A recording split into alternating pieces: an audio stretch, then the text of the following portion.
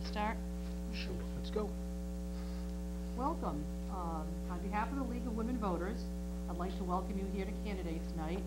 My name is Cynthia Taft-Bayrill, and I'm President of the League of Women Voters, and we're thrilled to have you here live in the audience and our candidates, as well as those of you who are watching on cable TV. The League of Women Voters prides itself on its ability to host a nonpartisan forums as a way to encourage citizens to vote and as a way to have members of the community come forward to nominate themselves for elected office and have a level of comfort that they can come before such a forum and feel that they are supported in airing their views. We want to remind you that elections is next Tuesday on the 6th, and that would like everybody to make sure that they get out and vote. And that's really the purpose of tonight's meeting, is so that you can get to meet the candidates up live and personal. If this is the first time that you've participated in a candidates night, or your first time that you viewed it at home, we just want to mention a couple of thoughts about why it is that the League of Women Voters participates in candidates night as part of their community service. Although League members are allowed to be involved in local campaigns, board members are actually not allowed to actively endorse or to campaign for candidates, which enhances our non-biased or non-partisan ability of the group to host such events. This candidates night gives candidates the chance to participate in a forum which does not favor one party over the other, and gives everyone a chance to present their views related to the office from which they are running.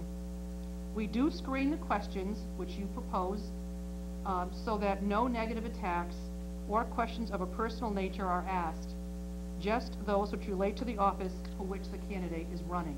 And that way we feel that we can support the candidates. There's only one contested race this year for selectmen, and the other candidates who are running unopposed have kindly agreed to participate. We know there is much interest in issues in the town, facing the town, as noted by the record high attendance at the last town meeting. We look forward to hearing from all candidates, and we will begin the evening. Before we begin, I'd just like to take a moment to remember one of our most dear and longest standing members, Mrs. Fran Fratton.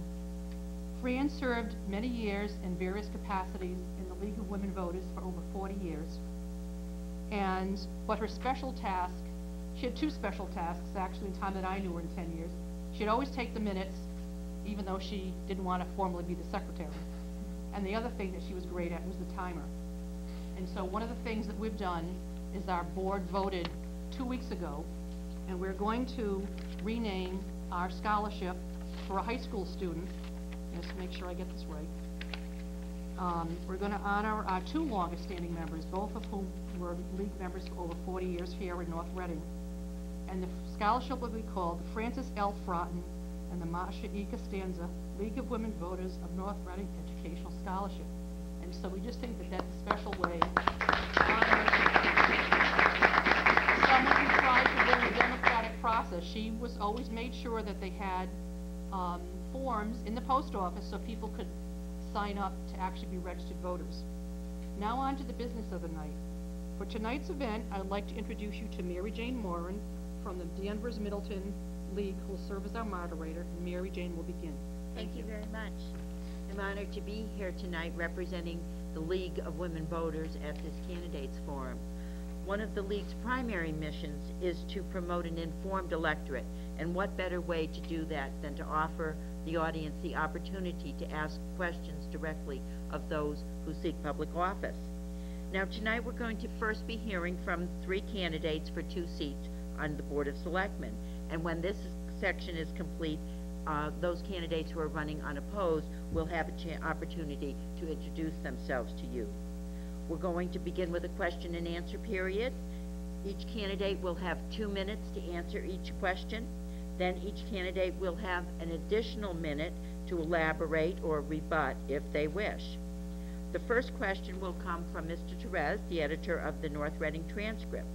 Subsequent questions will come from the audience. All questions must be written.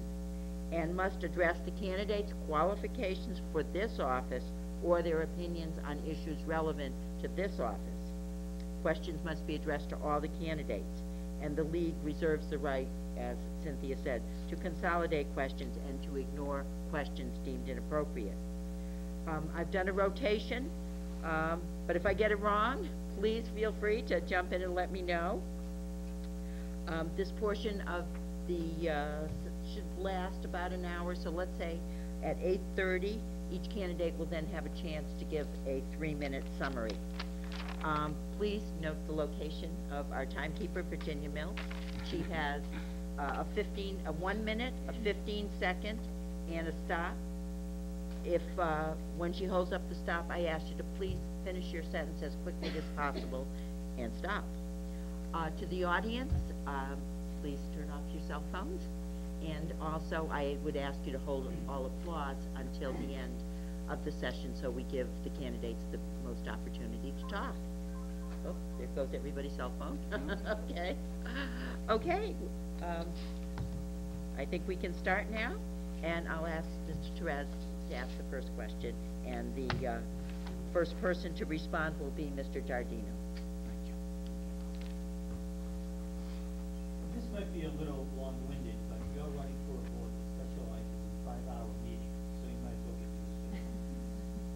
There's an $867,000 override question on the May 6th ballot, and there are two distinct schools of thought in how the town should proceed from this point. The question is, given the fact that fiscal 2010 is predicted to be equally challenging and stressful, which is the wiser course of action? To defeat this year's override, because 2010 will be even worse, and hope that the economic climate will have improved by then, or vote for the override this year to sustain essential services and hope it will give town officials breathing room to take a more comprehensive approach to the problem in fiscal 2010. What's your position? Mr. Giardino. Thank you, Mr. Therese. This is I think this is a fundamental question for me that I've dealt with all budget season long. For me, the override is a matter of planning. I believe very strongly that this year we could have lived within our means. I tried to convince the selectmen that we should not go for an override this year because I am concerned about next year. My feeling on the current year override is that of the two, this year we're approximately something in the order of $300,000 short from the amount of money that the school above what they had their goal was for balanced budget, well above that, and so we're about $300,000 short. By all reports, we're looking at being between $700,000 and $1.2 million short next year. 1 minute left. So, but my view of it is that it's on the budget, it's on the override, it's on the ballot. I am in favor of it being passed. All right. It's certainly not a matter that we don't need the money. We could use the money. There's no frivolous amounts in that override. I'm in favor of it passing. I was not in favor of it being on there. And I want people to understand why that is, because you've got to do some long-range planning. That's what I'm here for, to do long-range planning. If you're going to do long-range planning, you have to say to yourself, okay, what happens next year? And the question for people is not will an override pass, but will an override pass 2 years in a row?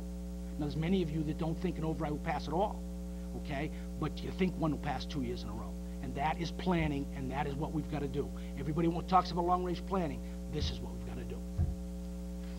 So I am in favor of the override passing because it's on the ballot, just to be clear on that. And Mr. Delaney, you have 2 minutes. Thank you, Ms. Moore. I am a proponent of this year's override question that's on the ballot. It's for you that are in the audience here and for you at home to make your own personal decision as to whether or not you support and you want to vote for that override. This is the reason why I'm in support of this year's override. The portion of that override that goes to the schools allows the schools to complete that pyramid that's set forth by Dr. Trout, that allows the schools to restore the cuts that decimated the school and the education that our children have received this past year. And it only restores. It doesn't add to those particular school programs. It just restores the cuts that were taking place this past school year. It still leaves the school in a position where we are near the bottom tier throughout the state and in the bottom tier of our peer group, as evidenced by the benchmark study that was recently completed. That override is not only for the schools. That override also has a component for your trash. And everyone needs to know that your trash fee that you currently pay, there's going to be an increase, whether or not this override passes. Is it not better for you as a taxpayer to have the ability to deduct that payment if it's enrolled into your tax bill as opposed to being a separate fee? I believe it is. The other portion of that override goes to restore cuts that were made from police, fire, parks and recs, and other departments throughout this town that have suffered cuts this year. We do need a long-term plan that hasn't gone on 3 years ago, 2 years ago, or this year. Long-term planning is a 3 to 5 year plan, not a year-to-year plan, as I know most of you probably have planned for your retirement, planned for your children's college education. That's what we need to do as a town. Long-term planning, 3, 5, a 10-year plan. You can't look at a budget year to year because we will be faced with an override year to year, and that's not something townspeople of North Reading should be faced with. Thank you. Thank you. And Ms. Mitchner? I think that Proposition 2.5 is extremely divisive, not only in North Reading, but across the Commonwealth. And I think in 1981, no one ever thought that people would voluntarily vote to raise their taxes. That's quite alarming when you think about it. But why do we have that alarm? There's not enough money coming from the state. So while 2.5 should be a private decision for the voters, of course it should be on the ballot. The town, at the town meeting, decided that we should indeed have 2.5 on the ballot. So, do I personally support it? No, I don't think so. I'm sure that's not a popular sentiment in this room. But that's my view on it. I think we do need to learn to live within our means. And would I support it for next year? I don't know. This is a very ominous situation we have. Last year, we were faced with an ominous charge from Dr. Troughton. This year, we were faced with an ominous charge from the Board of Selectmen. We need long-term planning. And if services become optional the way that education became optional, that's something the town needs to look at. And so I would support it next year over supporting it this year. And Mr. Giardino, would you like to take another? Sure, thank you very much. You know what, I can, for me, you know, I can put this pretty, this decision